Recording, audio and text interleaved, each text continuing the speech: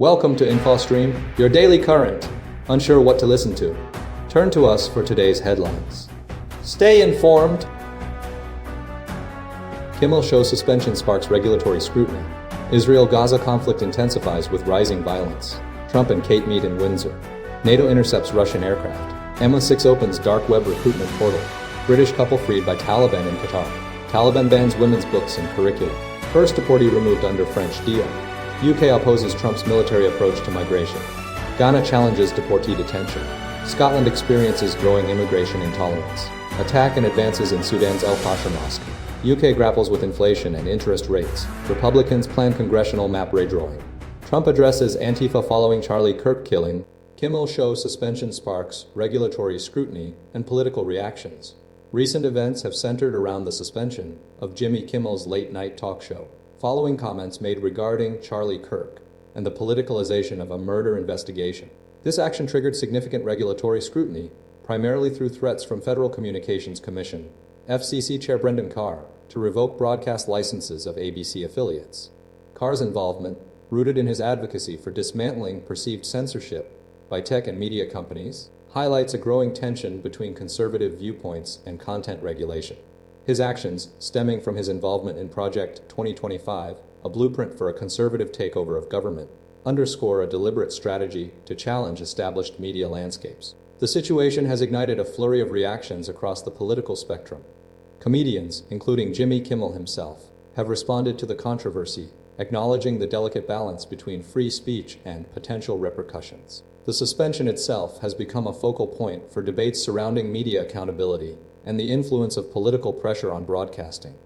Furthermore, the events have amplified broader concerns about the role of the FCC and its potential to be used as a tool for political intervention. The threat to broadcast licenses carries substantial weight, given the vital role these stations play in local communities. The situation is further complicated by the ongoing conflict between Israel and Gaza, where intensified Israeli strikes have resulted in over 70 Palestinian deaths and the destruction of over 130 residential buildings. The Gaza Civil Defense reported that the attacks left more than 50,000 Palestinians homeless. The IDF stated that the buildings were used by the Hamas terrorist organization. The confluence of these events, the regulatory threat, political reactions, and the escalating conflict creates a complex and potentially volatile environment for media outlets and their audiences. The long-term implications of these developments remain uncertain, but they represent a significant moment in the ongoing debate over freedom of speech, media accountability, and the role of government in regulating content. Israel-Gaza conflict intensifies amidst international criticism and escalating violence. The ongoing conflict between Israel and Gaza continues to escalate, marked by repeated vetoes of UN Security Council resolutions calling for a ceasefire and growing international condemnation. The United States has blocked 6 resolutions demanding an immediate and permanent cessation of hostilities and the release of hostages, citing concerns that the drafts fail to adequately address Hamas's role and do not recognize Israel's right to defend itself. This has isolated Israel on the global stage, with strong reactions from the UN Security Council, including calls for immediate action and expressions of regret. Simultaneously, Israeli military operations in Gaza have intensified, with airstrikes targeting infrastructure linked to Hezbollah and other entities in southern Lebanon. These strikes followed evacuation warnings issued for multiple locations.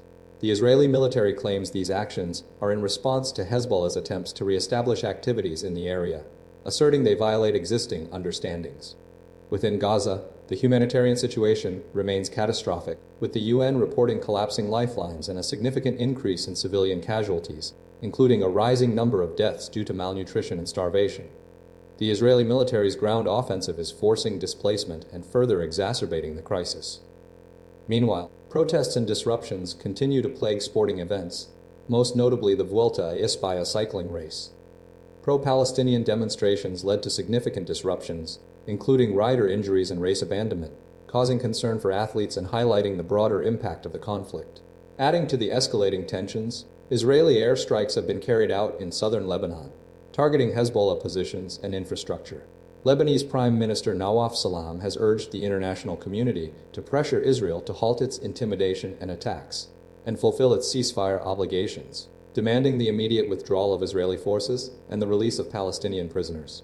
The ongoing conflict is characterized by a complex web of interconnected events, including the U.S. vetoes, military operations in Gaza and Lebanon, and widespread protests, underscoring the severity and far-reaching consequences of the ongoing crisis. The fragile ceasefire brokered between Israel and Lebanon is under strain, further complicating the situation and raising concerns about a potential wider escalation. Trump and Kate engage in casual diplomacy during Windsor visit, during a strategic deployment of goodwill as part of Donald Trump's state visit to the United Kingdom. First Lady Melania Trump and Catherine, Princess of Wales, engaged in a relaxed and humanizing activity with young scouts at Windsor Castle, marking a departure from the more formal proceedings of the previous evening. The event, centered around constructing bug hotels within the castle grounds, served to foster a more approachable image of the visiting dignitaries. The activity highlighted the Princess of Wales's ongoing commitment to early childhood support, mental health initiatives, and the importance of outdoor engagement, a core theme of her royal portfolio since assuming her role as joint president of the Scout Association in 2020. Similarly, First Lady Trump emphasized a focus on children's well-being, a priority during her tenure. The interaction between the two First Ladies and the young scouts underscored the potential for informal diplomacy. The Princess of Wales actively engaged with the children, prompting questions and demonstrating genuine interest in their creations. First Lady Trump, seated in a chair, participated in the activity, receiving guidance from a young scout on how to create leaf prints. The event showcased a more casual side to both dignitaries, demonstrating a willingness to connect with the public on a personal level. The children, dressed in red scouting uniforms, enthusiastically contributed to the construction of the bug hotels, adding to the lighthearted atmosphere.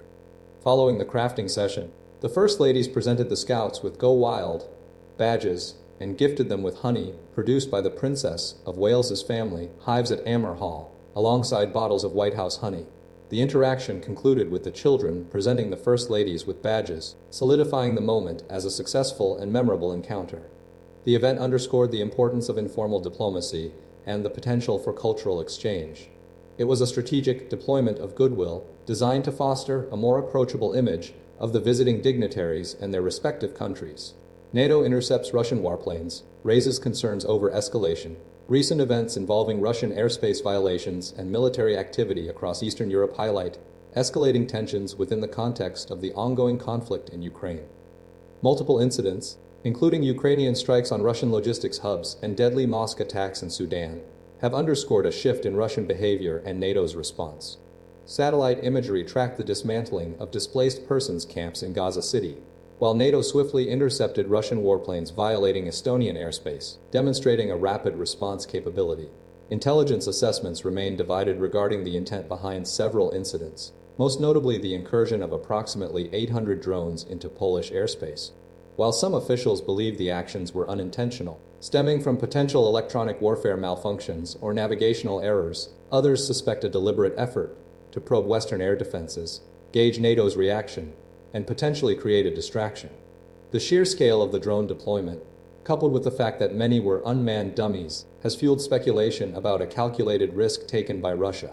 Despite the uncertainty, the incidents have prompted a significant increase in NATO's eastern flank defense posture, with fighter jets from multiple nations deployed to bolster air defenses over Poland and other allied territories. Ukraine has repeatedly emphasized the urgent need for increased Western military support, particularly Patriot missile systems, fearing that resources intended for its defense might be diverted to NATO members. Polish officials have expressed concerns that the incursion was a deliberate attempt to influence public opinion and potentially destabilize support for the war. Intelligence officials acknowledge the difficulty in definitively determining Russia's motives, citing the Kremlin's penchant for plausible deniability and the complexities of gathering information from a conflict zone. Despite this uncertainty, the events underscore the heightened risk of miscalculation and the potential for an unintended escalation. NATO Secretary General Mark Rutte characterized the situation as absolutely reckless. It is absolutely dangerous, highlighting the need for continued vigilance and a coordinated response. The ongoing situation remains a significant concern for international security. MI6 launches dark web portal for recruitment. Britain's intelligence agency, MI6, is undertaking a proactive recruitment drive by establishing a dedicated portal on the dark web, dubbed Silent Courier, with the primary goal of attracting spies, particularly from Russia. This initiative, spearheaded by outgoing MI6 Chief Sir Richard Moore, aims to bolster national security by facilitating the acquisition of intelligence. The portal utilizes the Tor internet browser, allowing anonymous access to a secure messaging platform. Sir Richard Moore unveiled the project in a speech delivered in Istanbul, simultaneously criticizing President Putin's lack of genuine interest in a negotiated peace in Ukraine, describing his actions as stringing us along. The launch follows a similar move by the CIA, also employing the Tor network and soliciting information from potential spies. Moore's appeal to Russian citizens to spy for the UK was made in Prague in July 2023.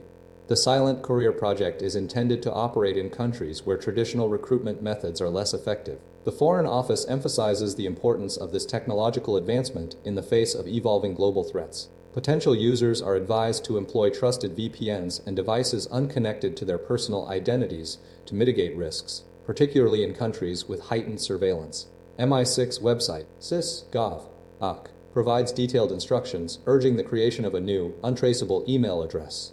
The operation mirrors the iconic James Bond espionage imagery featuring a smartphone displaying the transfer information message in Russian. Sir Richard Moore, who held the position of C for 5 years, is stepping down and will be replaced next month by Blaise Mitrowali, the first woman to hold the role. Mitrowali previously served as Q, responsible for innovation and technology within ME6, with prior experience in the Middle East and Europe.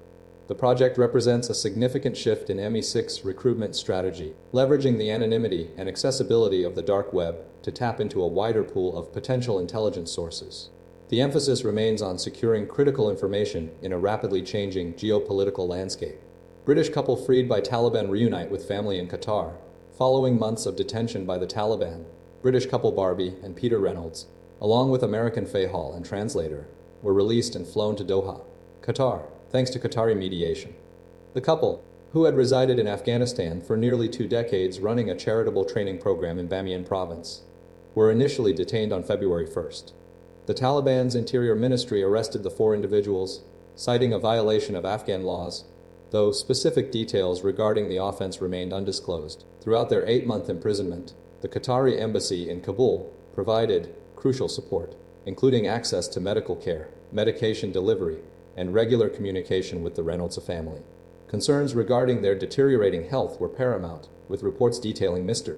Reynolds suffering convulsions and Ms. Reynolds experiencing anemia and malnutrition, potentially leading to irreversible harm. A key factor in the release was the couple's prolonged detention, highlighted by reports of being chained to murderers and criminals within a basement for 6 weeks without sunlight. Qatar's involvement spanned several months, coordinated with the British government and the family. The couple's release represents a significant diplomatic achievement, demonstrating Qatar's ongoing efforts to secure the release of foreign nationals detained within Afghanistan since the Taliban takeover in 2021. This effort has already facilitated the release of at least 3 American citizens.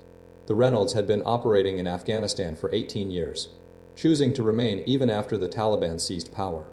The British government has consistently advised against travel to Afghanistan due to detention risks. The couple's reunion underscores the challenging conditions faced by Westerners remaining in Afghanistan and the critical role international diplomacy plays in securing their release.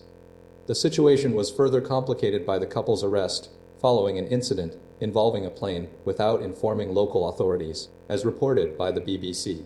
The Qatari official confirmed the couple were moved to a larger facility with better conditions during the final stages of negotiations. The family's gratitude and relief are evident, with the couple eagerly anticipating a reunion with their daughter, Sarah Entwistle. Taliban restricts curriculum, bans women's books. The Taliban government has implemented a sweeping new restriction on the Afghan university curriculum, removing approximately 680 books deemed of concern due to alleged conflict with Sharia law and Taliban policies. This action, outlined in a 50-page list circulated in late August, targets books authored by women, and significantly, those published in Iran. The ban extends to 18 subjects, 6 of which specifically relate to women's studies, including gender and development, the role of women in communication, and women's sociology. The decision, made by a panel of religious scholars and experts, reflects the Taliban's continued efforts to control all aspects of Afghan life, particularly impacting women's access to education. Approximately 310 books by Iranian authors or publishers are also included in the banned list, with the stated goal of preventing the infiltration of Iranian content into the curriculum, fueled by ongoing tensions between Afghanistan and Iran regarding water rights. The move follows a pattern of restrictions imposed since the Taliban's return to power, including the prohibition of human rights and sexual harassment education, and the recent ban on fiber optic internet in 10 provinces. This latest action further limits women's educational opportunities, as they remain barred from accessing education beyond the 6th grade. A member of the Book Review Committee confirmed the ban on books by women, stating that all books authored by women are not allowed to be taught. Former Deputy Minister of Justice Zakia Adeli, whose books were on the list, expressed unsurprise, citing the Taliban's misogynistic mindset. The removal of these books creates a substantial void in higher education, according to a professor at one institution, who fears it will be impossible to fill the gap. Consequently, some lecturers are forced to prepare textbook chapters themselves, adhering to the Taliban's imposed restrictions. The situation raises concerns about the quality and global relevance of Afghan higher education. The Taliban's Ministry of Education has not yet responded to BBC's requests for comment. First migrant deported to France under one in, one out deal. The UK and France have initiated a year-long pilot scheme, exchanging migrants under a one in, one out agreement, aiming to deter small boat crossings across the English Channel. The first migrant, an Indian national, was deported to France on Thursday morning via an Air France flight, marking a significant step in the government's strategy. Following a High Court decision that initially blocked the deportation due to modern slavery concerns, the flight successfully proceeded. This action follows a previous unsuccessful challenge involving an Eritrean man, where the Home Office clarified that individuals previously rejected as victims of modern slavery could still pursue claims after arrival in the UK. The scheme's success hinges on returning individuals who have illegally entered the UK via small boats in exchange for asylum seekers with strong claims. The Home Office anticipates further flights and removals throughout the week and into next week, with a second individual scheduled for deportation on Friday. The government is appealing against a previous High Court ruling that temporarily blocked the deportation of an Eritrean man, asserting its commitment to securing borders and deterring illegal crossings. U.S. President Donald Trump offered advice to UK Prime Minister Sir Keir Starmer, suggesting military intervention to control borders. Prime Minister Starmer acknowledged the seriousness of the issue and highlighted cooperation deals with other countries to address the broader European challenge. Approximately 590 migrants have reached the UK since the scheme's inception in August. Concerns have been raised regarding the potential for the scheme to be exploited by traffickers, prompting the independent anti-slavery commissioner to express deep concern about the Home Secretary's statements. The government intends to combat vexatious, last-minute claims and emphasizes the importance of safe, legal, and managed routes for those fleeing persecution. Initial plans for another flight on Thursday were subsequently cancelled. The first arrivals from France through the new asylum route are expected in the UK in the coming days. UK rejects Trump's military solution to illegal migration. The UK government, led by Prime Minister Sir Keir Starmer, has firmly rejected US President Donald Trump's proposal to utilize the military to combat illegal migration across the English Channel. Following Trump's state visit, the government emphasized its reliance on the UK border force, bolstered by new powers, and a functional relationship with the Navy for border security.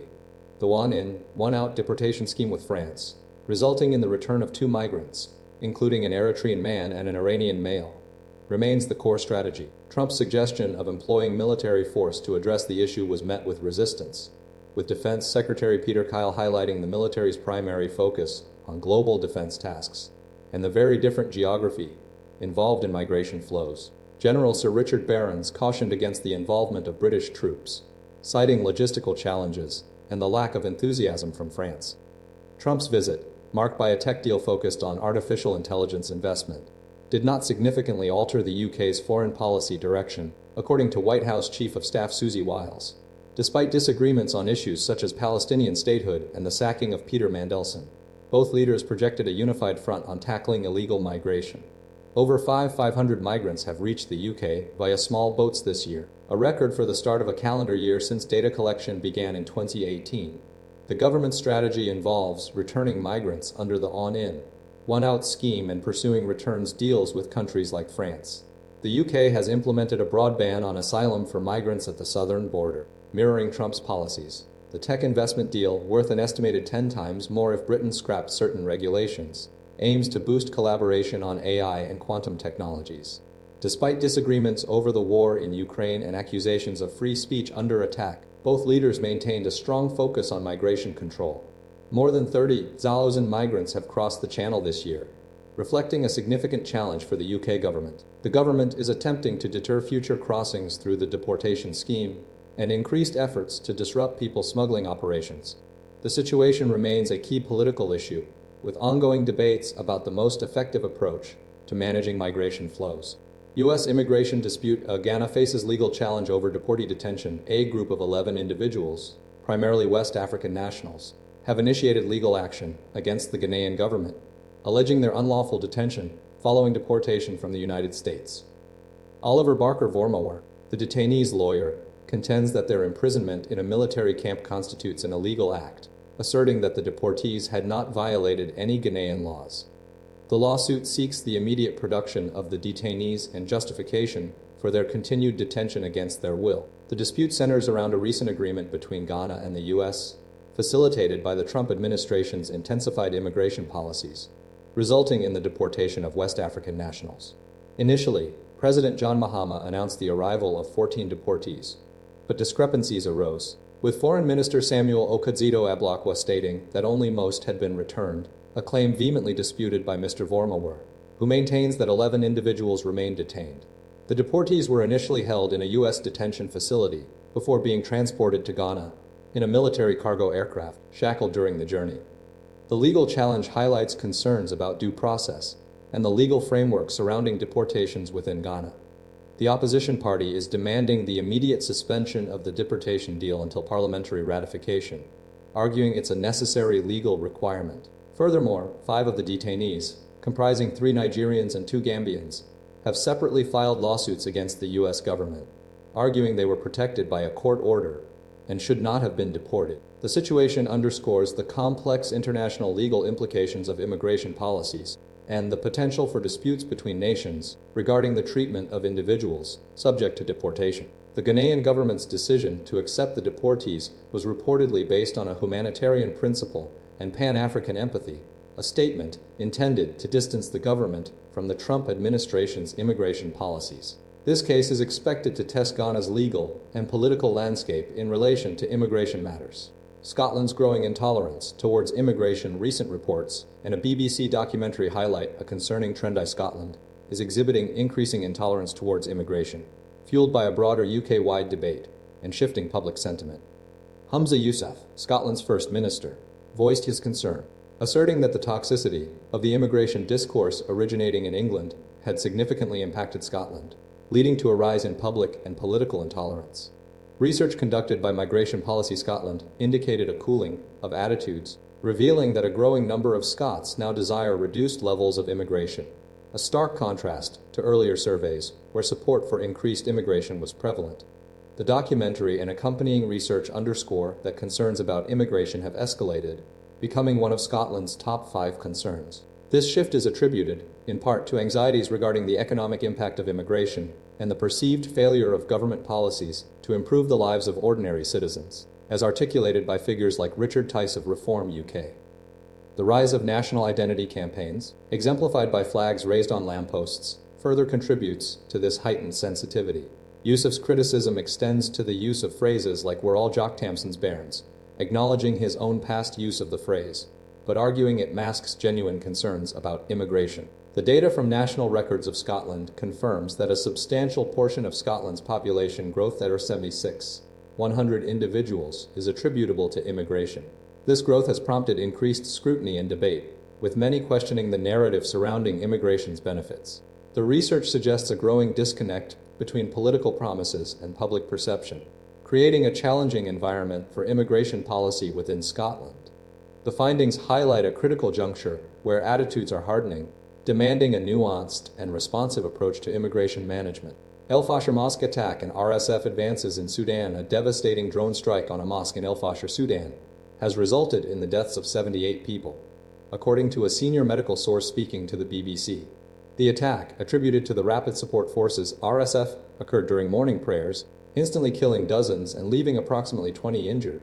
BBC Verify authenticated footage shows around 30 bodies wrapped in shrouds near the destroyed mosque, located in the city's west.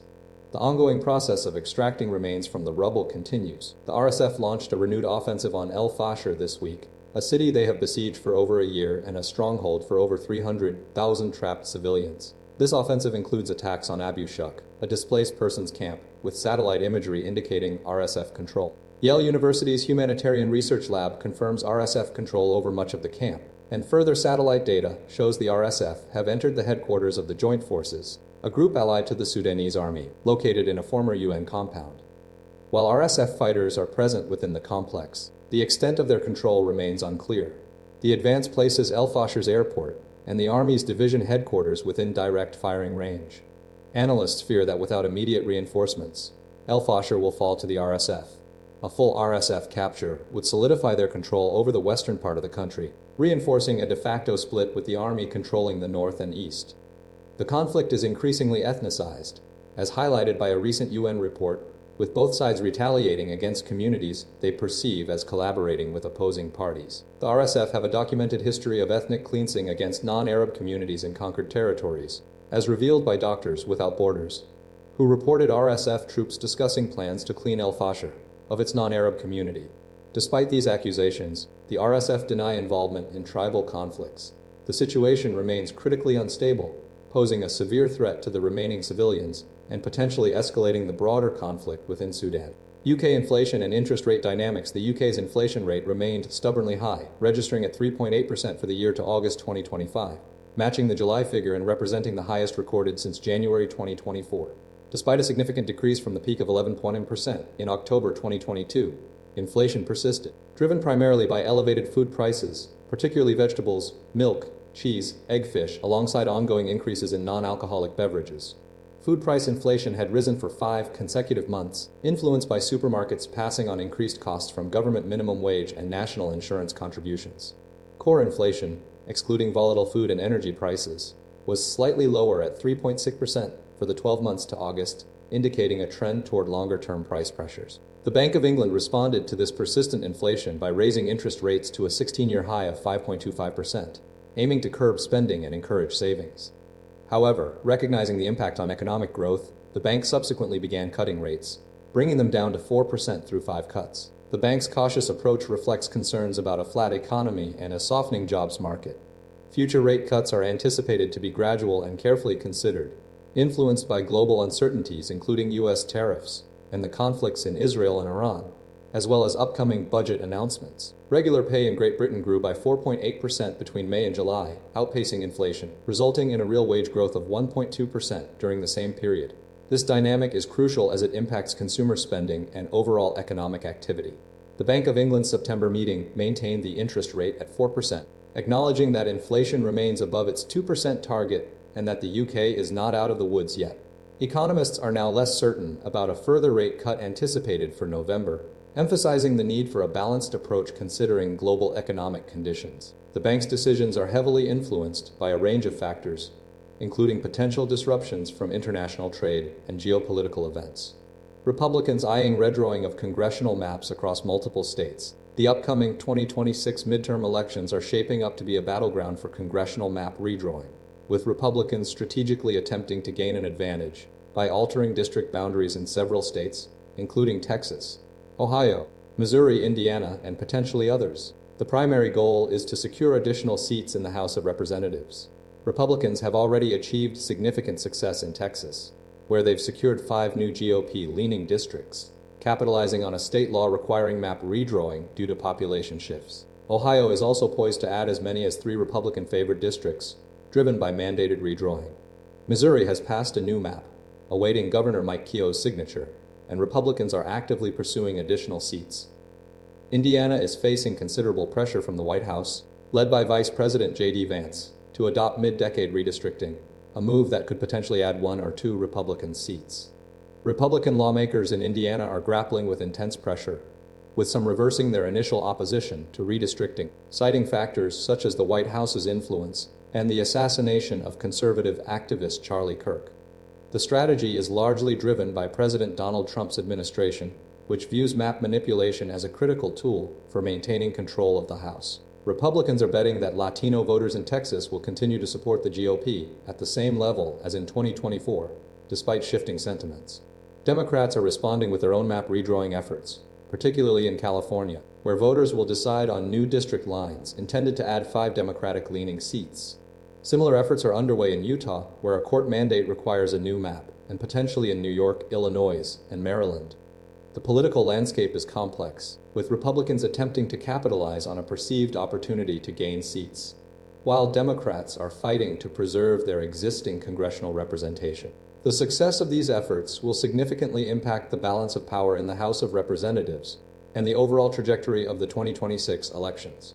The situation is further complicated by the potential for significant shifts in voter sentiment and the ongoing influence of political pressure campaigns. Trump targets Antifa following Charlie Kirk killing. President Donald Trump is escalating his rhetoric against Antifa, announcing plans to designate the group as a major terrorist organization following the death of conservative activist Charlie Kirk. This move is part of a broader campaign targeting the radical left and comes in the wake of Kirk's murder by Tyler Robinson, who reportedly held a leftist ideology. The White House has not detailed specific implementation plans for the designation. Antifa, short for anti-fascist, is a decentralized, leaderless movement comprised of largely far-left activists sharing anti-government, anti-capitalist views. It emerged in prominence after Trump's first election and the 2017 Charlottesville rally, attracting criticism for its involvement in clashes with right-wing groups and instances of violence, including arrests and confrontations. Activists routinely engage in doxing, releasing personal information of perceived far-right individuals. The government's attempt to formally designate Antifa as a terrorist organization faces significant legal hurdles. There is no existing legal mechanism to formally establish a domestic group as a terror organization, the existing foreign terrorist organization. The FTO designation applies only to foreign organizations. The First Amendment protects the right of association, limiting the government's ability to interfere with group operations. Critics argue this designation is largely symbolic and politically motivated. The lack of a centralized structure and membership within Antifa presents challenges for government action. Concerns have been raised about potential overreach, with legal experts warning that the designation could be applied broadly to anyone suspected of belonging to an ill-defined organization. The Trump administration's targeting of Antifa aligns with a broader effort to frame left-wing activism as a source of political violence. The authorities have not directly linked Robinson to Antifa, but have stated his leftist ideology was a contributing factor. The government's actions are being scrutinized due to concerns about potential infringements on free speech rights. Studies on political violence in the U.S. highlight the complexities of addressing extremism while safeguarding constitutional protections. Legal experts emphasize the importance of adhering to established legal frameworks and avoiding broad interpretations that could undermine fundamental freedoms.